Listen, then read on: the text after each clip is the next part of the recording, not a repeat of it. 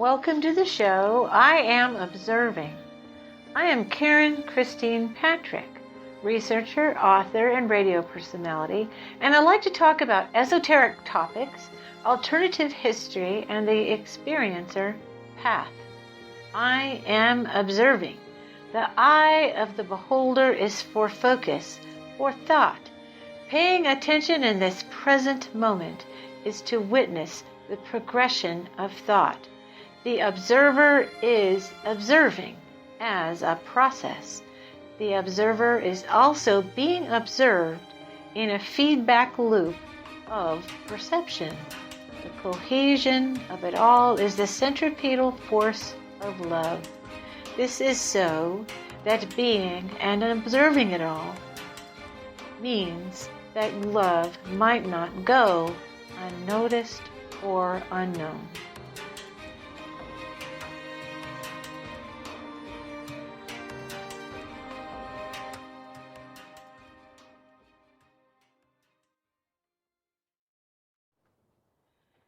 My observation for this present moment is titled The Cohesion of Love.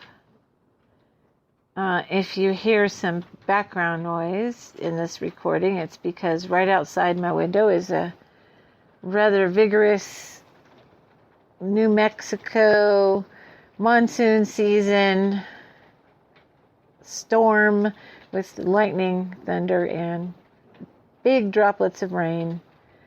And personally, I find it very relaxing.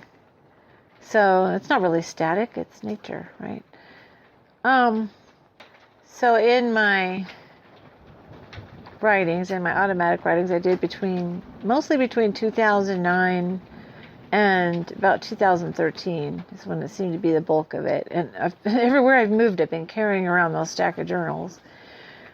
Because they were, coming from, the morphogenetic field or the field of thought, or from me, from my higher self, from my subconscious, whatever, from beings in the universe. It's hard to tell as far as like the source part of it. Where does it come from? What was of value to me is what I learned from just letting myself, hear these words and phrases and write them down in free flow. And there was many themes, many of them I talk about in this series, I am observing. And one of them was the cohesion of love, or that love is cohesion. And it's, we have all these different words we use like love, and, there's a million different things that we apply that word to between I love you and I love ice cream.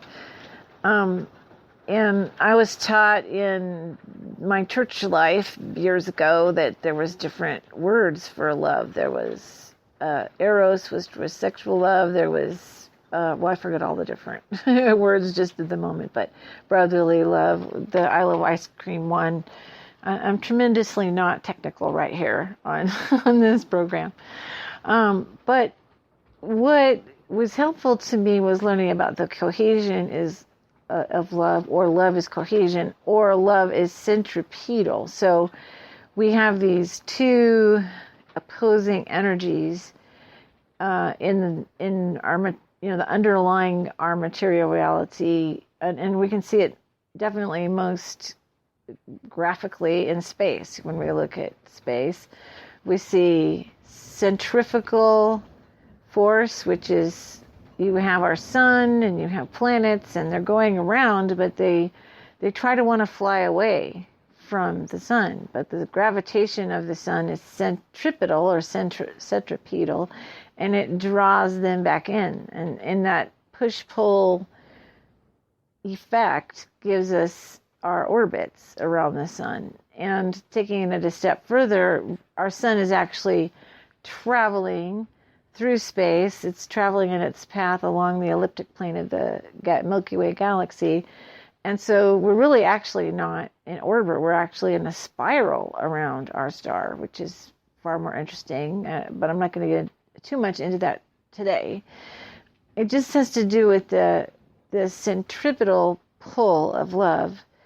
And just this week, it seemed that there was a number of my friends on Facebook announcing the end of relationships. And I've been through that a couple of times myself, and, talking about these walls that go up between people, talking about the, communication issues and, betrayal, not living and speaking our truth, and then finding we can't live a lie kind of issues. And so then, this concept of what we call love, falls apart. But there's the drawing and then there's the falling apart. Just like the planet wants to run away from its sun, but it's drawn back in a push-pull, centrifugal and centripetal force. And, this one particular physicist, his name is Nassim Haramein, and I think he has some of the best ways of explaining this drawing force, this cohesion of love, because he calls at the center of everything, at the center of a planet, at the center of a sun, at the center of a human body, almost any discrete object, is an energetic center, which is a black hole, but it doesn't necessarily say it's like a black hole that's going to suck you in and you're going to disappear, but it's a hole, W-H-O-L-E. So it's a force that's drawing you towards your own singularity. And the centrifugal force is when things entropy or fly away or fall apart. In the endless, drawing together or creation of objects in the universe, and the entropy of other objects are, in this balance. There's a falling apart and a destruction, and then there's a coming together and, creation and destruction. When you think of love as cohesion, then it's kind of interesting, because in these breakups of these people that I was talking about, they were drawn together by love and attraction. And then there might even be some anger, and in the case of betrayal, violence, and other issues, hatred. But hatred is not a centrifugal process. It doesn't throw you away from something. It keeps drawing you towards the thing. And when I was working through how to be healthy after breakups that I've had in the past, I realized that the opposite of love is not hate. That's still attachment. Love me or hate me. As one rapper said it, Lady Sovereign, love me or hate me is still an obsession. You're still drawn. So cohesion doesn't require happy, joyful feelings. It can also be attachment, obsession, those kinds of feelings.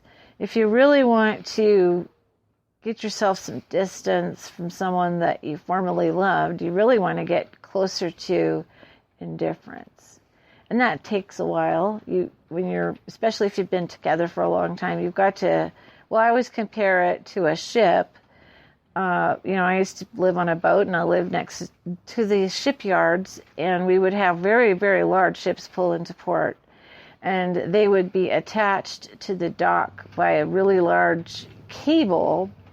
The cable was made of ever smaller, bits of wire, really. It was twisted wire put with more twisted wire, put with more twisted wire, and that's what created the cable, the large cable that was able to hold a ship. Well, if you wanted to cut that ship loose, normally they just unhooked it and rolled up the wire, but if for some reason you wanted to cut through that cable, you chances are probably weren't, unless you had an enormous pair of pliers or some kind of, welding equipment, you probably weren't going to be able to make that happen very quickly. You literally would have to cut through fiber by fiber, wire by wire, string by string, whatever it is. It takes a while. It's an unraveling process. And when we build long-term ties with people and then find out we can't continue the journey together, we kind of have to go through a process of taking those, wire by wire or string by string cuts, and it doesn't feel like it at first, but you do get to a point where you can, well, first of all, you're not thinking about that person every day. And also you get to a point where you can think about that person with a very neutral feeling, or a much more neutral feeling, and hopefully where you wish them well, but you certainly don't necessarily have to talk to them again. I mean, that's an option. It seems, when I was raised with, you got to forgive people no matter what, forgive and forget. And I honestly think that is a very stupid idea. Of course you can't forget, and you shouldn't forget. You shouldn't forget actions, words that were coming toward you or happening to you that were just cruel and painful and harmful and abusive. You do need to get away from people like that, or you're simply not, you're going to be stalled out in your growth as a person until you make a resolution to live a peaceful life. And that's the key, is how are you feeling inside? I don't know that you can sustain something day after day after day, unless you start to self-medicate and do harmful things to yourself and spin in a spiral down. Been there, done that. Don't care for it. I made a commitment to myself to have a peaceful center, to have a center rooted in source, which is the ultimate cohesion, the ultimate love.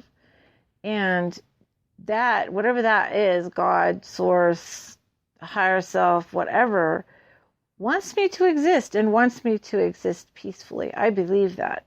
I choose to believe that. Not to say I won't have conflict. I live on the earth plane. It's conflict, and a lot of up and down experiences is built into this ride. And it's part of the process of having a human experience. But enough is enough at a certain point. And so it sometimes becomes very necessary to cut those ties, and it's healthy. Some of the people observing these breakups are saying, oh, I think you should stay together no matter what, and God will help you sort it out. And,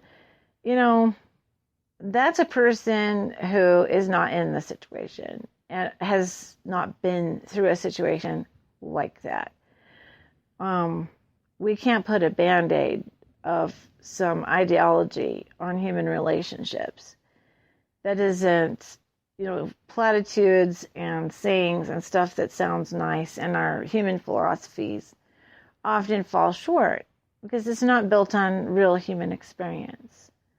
People find themselves in that situation. When I found myself in that situation, I needed to draw from my experience of, what was life supposed to mean for me? And it certainly did not mean sticking around for abuse. And so I cut those ties, and I'm really glad I did. At this point in my life, I have a much more stable, fulfilling, energetically correct situation for myself at this point in my life. This concept of the cohesion of love is really, really interesting in other ways. When you start to, when I begin to understand this concept, you start to get what is the building blocks of our matrix system, for instance.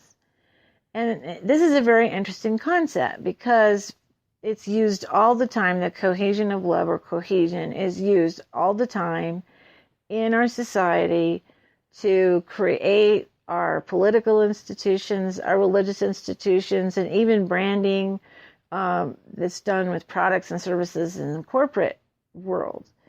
If a company, we'll stay away from the politics and religion for a minute and just talk about, corporations and branding, because everyone is faced with that in the modern world every day with advertising. A company is smart if they don't want you to just buy your product one time.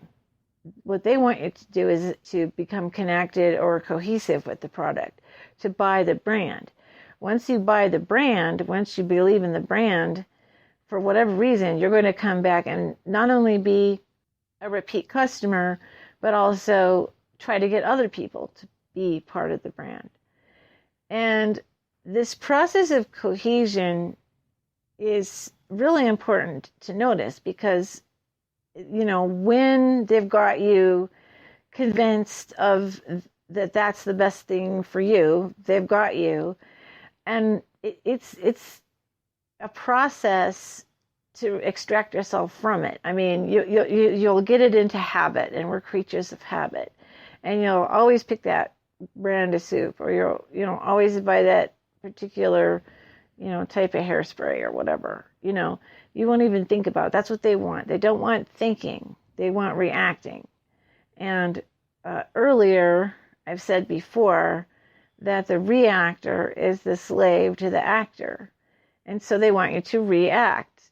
And so part of the reason why advertising is so pervasive and so repetitive is because they're trying to get you into an automaton mode of reacting. And also, advertising is theatrical and emotional. They're using theatrics, theatrics, the tricks of the gods. If you're listening to me for any length of time on any of my different venues, I talk about this quite a bit. Theatrics, the tricks of the gods, like the old god kings, of the Caesars who wanted to be worshipped as God, the pharaohs that wanted to be worshipped as God. How did they wield their power? How did they gain the people's not just trust but worship? And it had to do with this creating this emotional attachment to the idea of having a king, of serving the king, and even giving their lives for the king in battle. They made this kingship, which was connected to godship, the divine right of kings. And the emotions of patriotism, loyalty, culture, which required a deity and required a potentate or a king, carried the people all the way literally to giving their lives if need be. And this is exactly the situation that we have today. If you look at the political spectrum of who they pick as an enemy, and we have to go get that enemy. And we've literally had, up till now, a permanent war economy. We're constantly at war because that's got so much power to pull on our heartstrings of patriotism and to keep us not really looking at the more uncomfortable questions of what is it do we have loyalty to. I'm trying to be clear about the cohesive force of love, and I know the hate part might be a little bit confusing. So it's almost really more like a love of hate. That's really the idea, loving to hate. Because what we're talking about is that when, let's say, you're giving your attention to something and you're trying to decide which way to go with it. Is this something I strongly am attracted to want to know more about? Is this something I'm strongly rejecting? And here's the thing.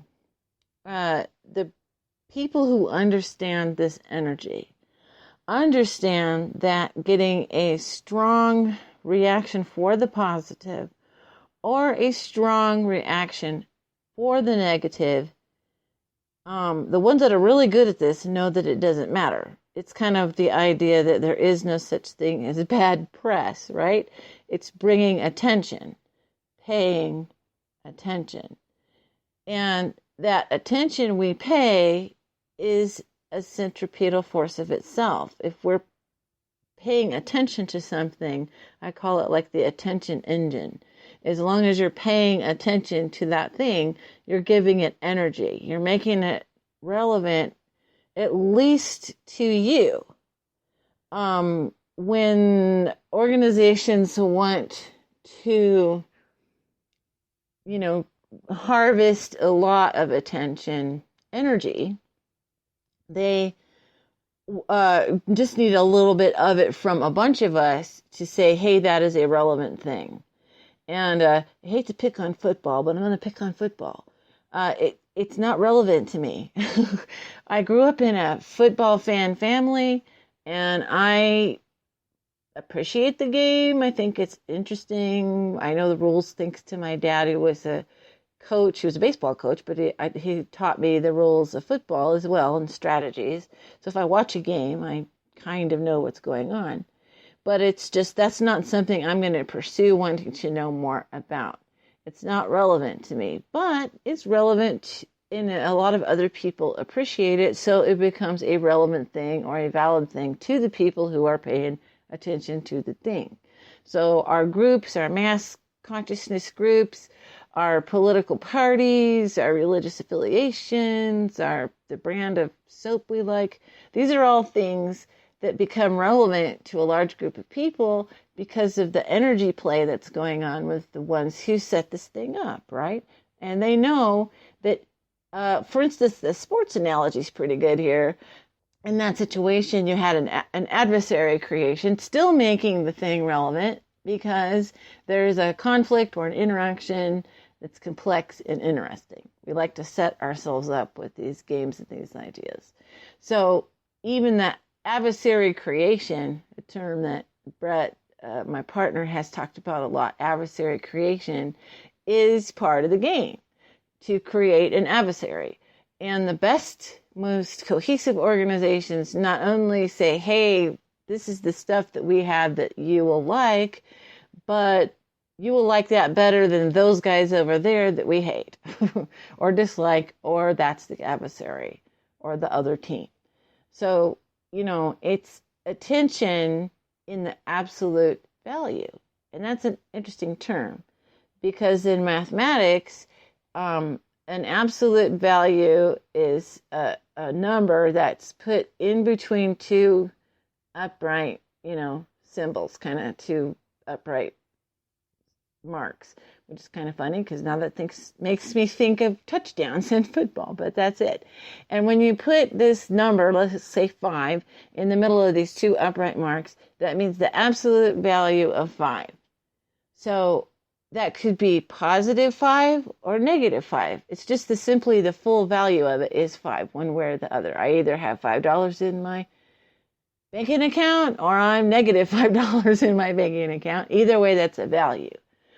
And the best theatrics, the best theatrics, not only create the positive value or hold the positive value or point to the positive value, but they're equally as happy with the negative value because that represents the other team or the other side and just strengthens that thing as being valid or relevant. I don't know if I explained it any better or not, or made it more confusing, but that's a form of cohesion too. Now, why is it important to know that? So this is the thing where you kind of have to step back and take some of these ideas of paying attention, right? What am I paying attention to? Is that making it valid? Politics is a good point. There's this side and that side. What if you realize you're not part of either side? You want to walk over here and do something else. The ones on either side of that equation, that's exactly what they don't want you to do. And actually, in a deep sense, the ones on either side of that is actually the same people. In football, you have all these opposing teams, but it's all the football league, right? It's all the same football league. They all want you to pay attention to these conflicts in sports because they all benefit. The owners of the teams benefit, the players benefit, the league benefits, even though it's a conflictual situation. So this is a mind tool. And I talk about mind tools on this show. This is a mind tool for you to step back and go, what am I asked to invest in here? In my limited time, my limited energy, my limited money, what am I asked to invest in? And you'll find you're constantly being asked to invest time or pay attention to all kinds of things. And deep down, when you really think about them, they may not have anything to do with relevance to you personally. So you can just withdraw that attention, And the power of that is now you've got mental energy, time, and maybe even some money that you can go put into better use for what is important to you. You have two voices of people or organizations telling you two different ways to look at something.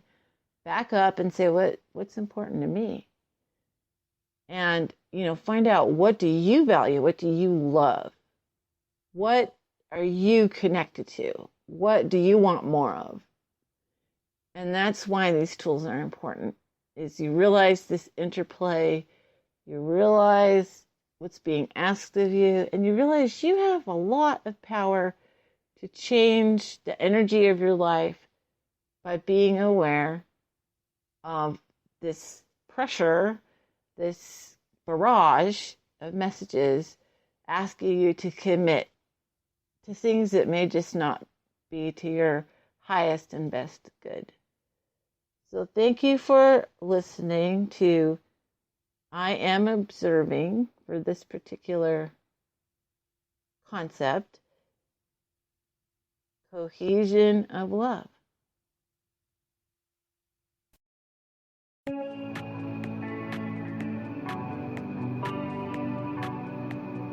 Again, thank you so much for listening to this program, I Am Observing, with Karen Christine Patrick. I really appreciate it that you have come this far with me for this space of time. Thanks to the musician Jazzar, my favorite composer from freemusicarchive.org, for the wonderful music in this program. Please visit my Facebook group, I, as in EYE, am observing, and let's keep the conversation going. This program was brought to you by Isagenix, now with dairy-free, GMO-free, delicious protein shakes. I drink one every day. I am pursuing optimum health and well-being. Contact me on my page, isagenix.com/KC Patrick. Finally, Henry Wadsworth Longfellow said of the creative spirit, "Thine was the prophet's vision, thine the exaltation, the divine insanity of noble minds, that never falters nor abates, but labors and endures and waits, till all it foresees it finds, or what it cannot find creates."